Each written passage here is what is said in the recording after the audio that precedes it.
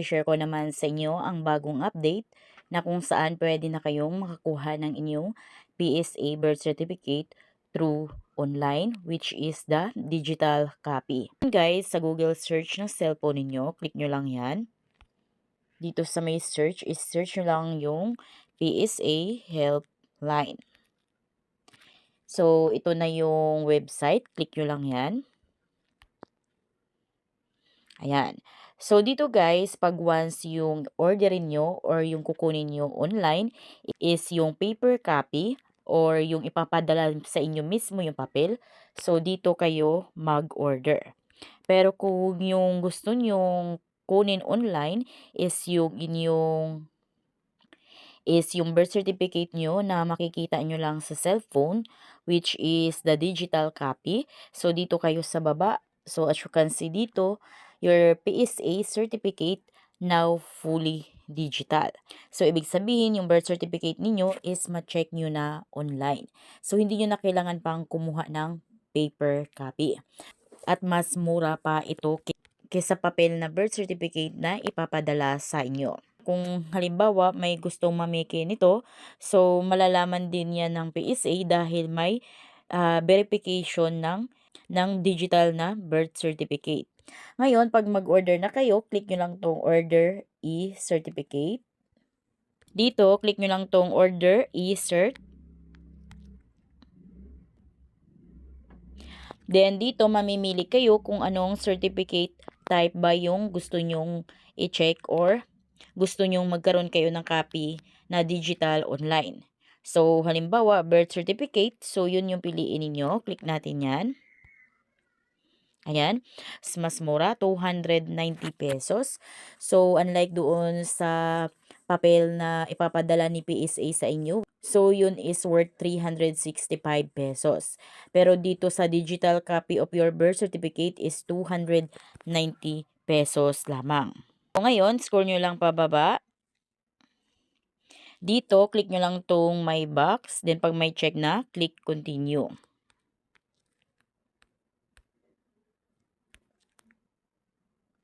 So, para kanino yung kukunin yung birth certificate? So, take note dito na ang pwede nyo lang mapagkuhaan ng birth certificate is para sa sarili ninyo, sa mama ninyo, sa anak ninyo, sa papa ninyo, sa anak ninyong lalaki, at saka sa asawa ninyo. So, hindi pwedeng kukuha kayo ng PSA birth certificate or mag-request kayo na hindi nyo kano-ano yung pagkuhaanan ninyo. So, sa akin, ang kunan ko ng birth certificate is for myself. So, click natin yan. Then, click continue. So, dito, certificate owner details. So, ano nga ba yung gender or sex ninyo? So, sa akin, female. Click natin yan. Then, lagay nyo dito yung inyong pangalan, middle name, and then your surname or last name, apelyido. Then, dito guys, pag once na wala kayong middle name, so pwede naman, click nyo lang to. Ayan, para hindi kayo hanapan ng middle name. Then, after nyo ma-fill out yan lahat, so double check nyo kung tama ba. Then, pag tama naman, click continue. Next naman is your birth details. So, dito, lagay nyo lang kung anong month ng birthday ninyo, day, at saka year.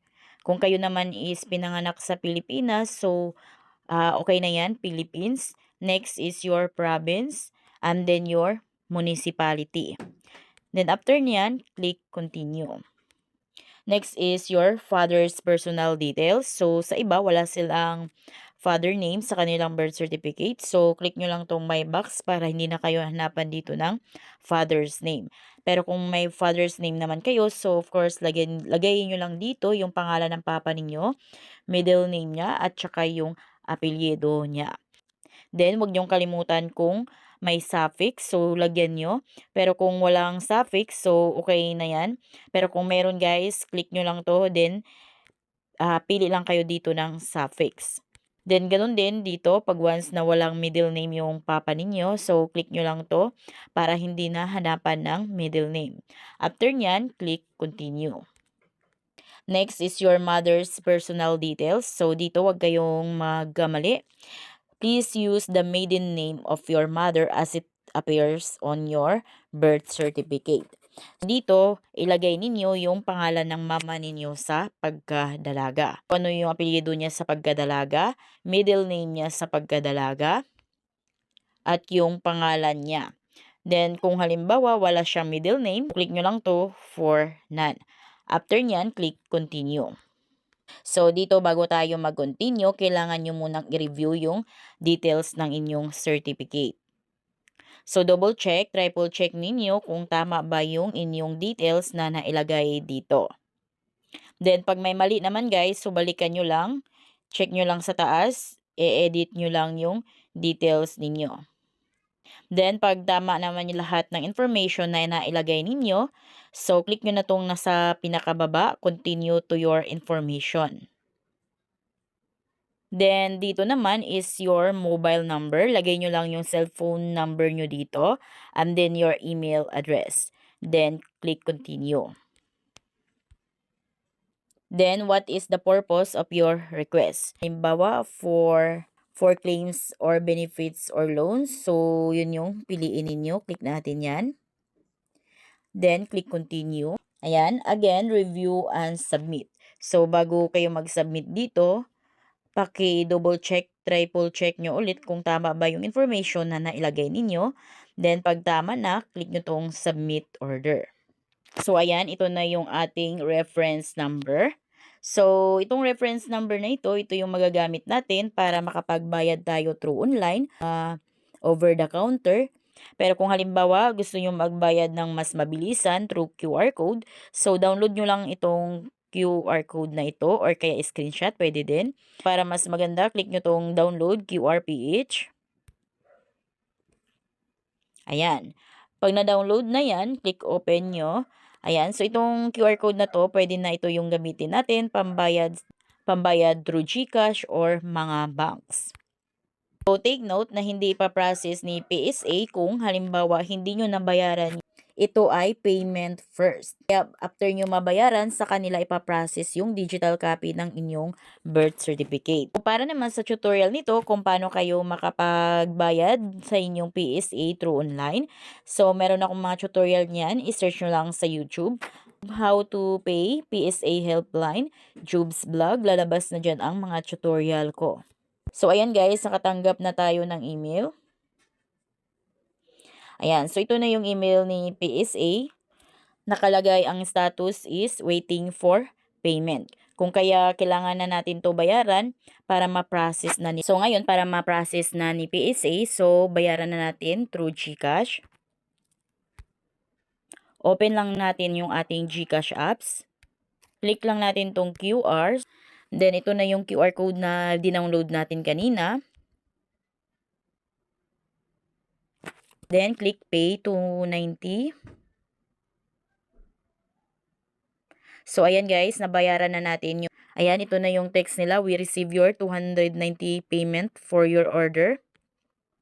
Ayan, so ito na yung reference number natin na binayaran. Nakalagay na status is paid na.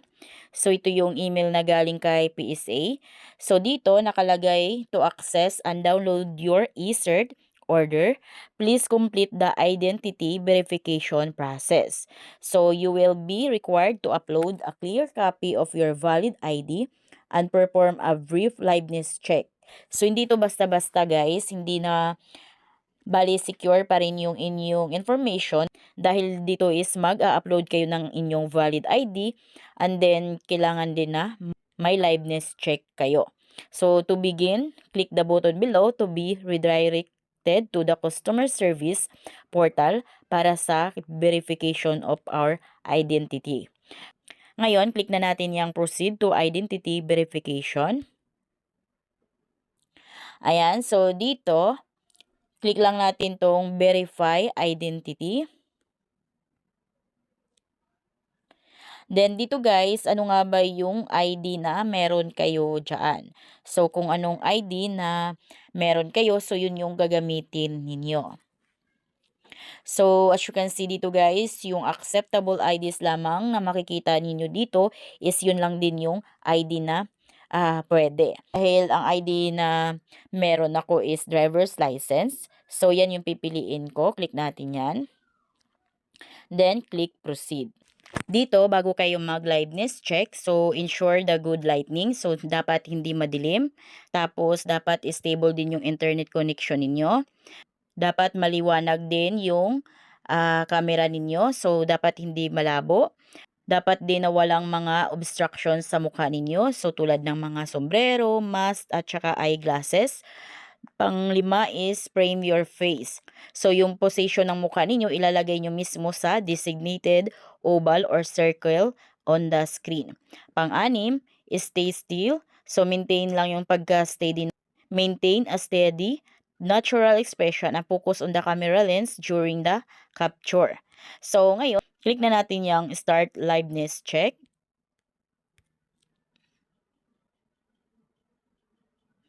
Then, allow lang ninyo guys, pag may lumabas nito na ganito, allow lang. Allow while visiting the... Ayan, connecting na guys. Hintayin nyo lang. Then, click nyo lang tong start video check. Move closer.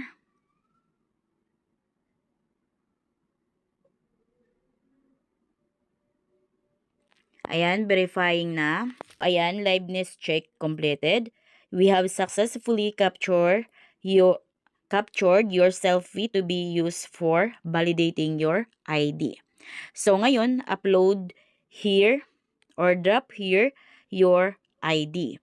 So, dahil ang pinili ko kaninang ID is driver's license, so dapat yan yung ilagay natin dito. So, click lang natin yan. Then, kung napicturean nyo na yung inyong ID, so click nyo tong photos and videos. Pero kung hindi pa, click nyo tong camera.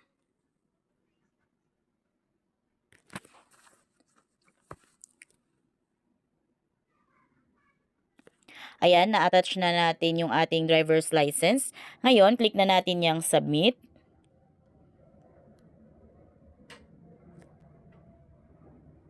Ayan, verification completed na. So, dito guys, nakalagay pa is we are processing your PSA e-cert. This usually takes 1 or 2 business days. So, click nyo lang itong download PSA e-cert kung halimbawa na process na nila. Pag once na i-check nyo kung andyan na ba yung inyong PSA digital copy. Again, to check your digital copy of birth certificate. So, dito lang sa email na ito na sinend ni PSA. So, click nyo lang tong proceed to identity verification. Ma-redirect na agad kayo dito sa reference number ninyo. So, dito, makikita nyo yung status. So, dahil kaka-apply lang natin, go for process na yan. So, check lang natin ito na pwede nang ma-download yung ating digital copy of our birth certificate. Then, makatanggap din kayo ng ganitong dalawang email galing sa PSA helpline. Yung isa is scan, ang isa is the PSA digital certificate for your order. So, same lang itong dalawa. Andyan na yung certificate natin, which is the birth certificate. So, open natin. Ayan, so click nyo lang tong view certificate. Click natin yan. Then, click open. Ayan. So, ayan guys, ito na yung PSA e-cert natin. Makikita nyo din ito na may QR code na to verify na legit ito. Scroll nyo lang pababa. So, ito na yung ating PSA birth certificate. Ayan, so ganun din tong isang email. So, nakalagay naman is order, scanned. Click natin tong download certificate. So, ito yung nakita nyo kanina na naka-color green na siya. Pwede na yung ma-download. Click download. Then, ayan, download na. Open natin. Naka-PDF file siya. Ayan, so ito na yung ating naka-PDF file na PSA e-cert. So, ayan. So, yun lang guys kung paano kayo makakuha ng inyong PSA digital birth certificate online. So, kung kayo bago dito sa aking vlog, please consider to subscribe para updated kayo lagi sa mga informative at updated na mga videos ko. Thank you for watching!